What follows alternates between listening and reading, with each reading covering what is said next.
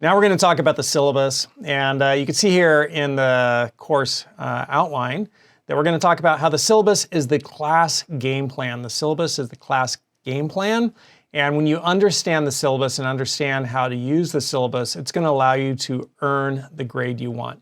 So every class you take is going to come with a syllabus, and the plural of syllabus, by the way, is syllabi. So all of the classes that you have, you'll have syllabi for all of those classes. Right? So those syllabi are going to tell you how the class is going to be run and what you can expect from the class. It's basically the rules for the class. And most importantly, the syllabus is going to show you and tell you how you can earn your grade. So you want to get the syllabus for each of your classes and you want to look at how do you earn your grade? How do I earn my grade in this class? And some stuff can be totally ridiculous because there's also an entire continuum of skillfulness and ability levels in people when they do their jobs. And this was one of the things which was surprising to me as I was becoming an adult in my late teens and in my 20s, was looking around and seeing that some adults just really do not do things well.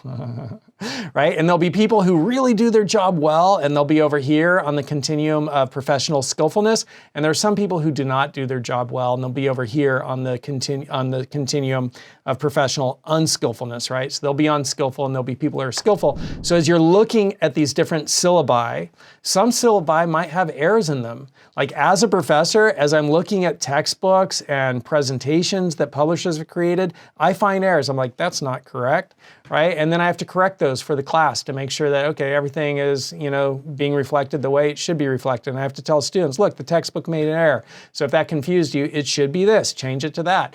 And likewise, when you look at syllabi, professors will make errors. And some professors will be really great at their job and they'll be really skillful, and some professors won't be great. They won't be great and they'll be unskillful at their jobs.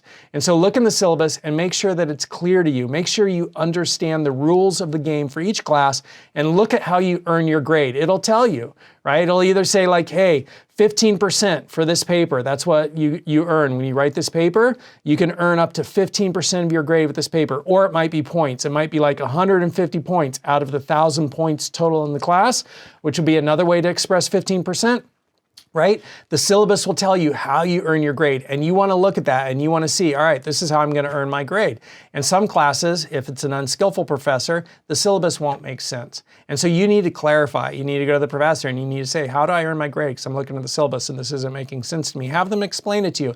And if they can't explain it to you, you could drop that class. You could go back to your academic counselor and you could find that academic counselor that helps you find great teachers, great professors, and you can say, I need to drop this professor. I need to find another professor. This professor doesn't know what they're doing and they're not very skillful at what they're doing. And if you ever have a professor who is not treating you well, who's not treating you with respect, who says something which is cruel and mean and isn't, and it isn't, it's the exact opposite of being supportive and encouraging and helping you learn. If you have a professor that ever cuts you down and makes you feel small, all professors have a boss. And that boss is called the dean. And so at colleges and universities, you have different departments. You have like business, you have humanities, you have social sciences, you have math, science, and engineering, right? You have different divisions or departments within a college or university. And each division or department is going to have a dean. And that dean is the boss of all the professors in that business, in that division or that department, right?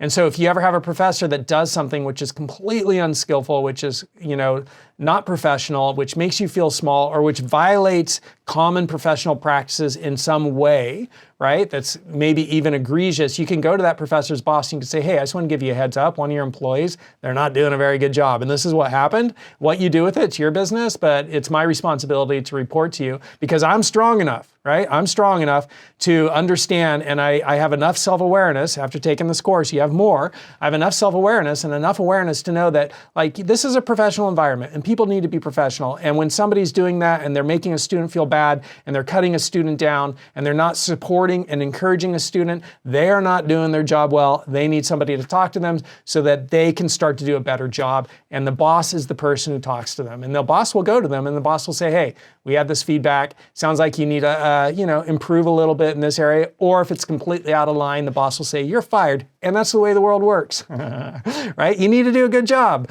And if you don't do a good job, if you're not being a good teacher, a good professor, you shouldn't be there. So it's your responsibility as a student to stand up for yourself and to look for those unskillful professors and avoid them and find the skillful ones that are professional and do a good job.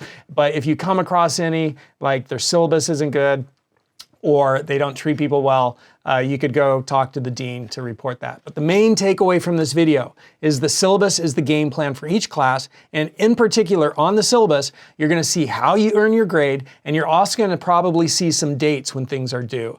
And so you want to go into your calendar. We're going to cover this coming up, but you want to go into your calendar. You want to put into your calendar the dates when different things are due.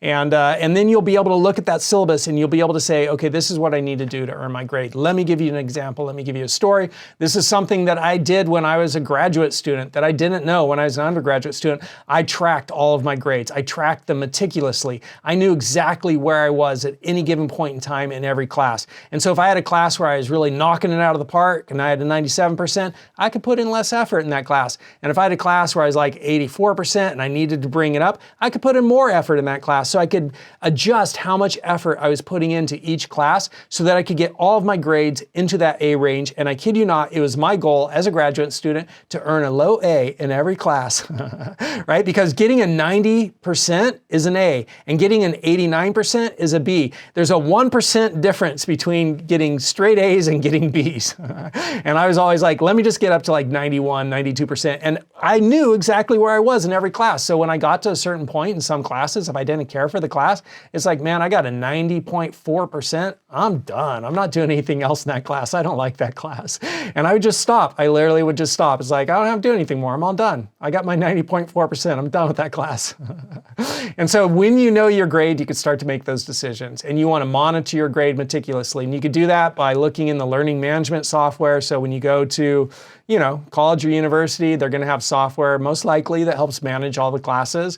And that might be Canvas, it might be Blackboard, it might be Moodle, it might be something else, right? But in there, it'll kind of show you like different things, give you dates, give you grades. But I always found it helpful to also just have a spreadsheet.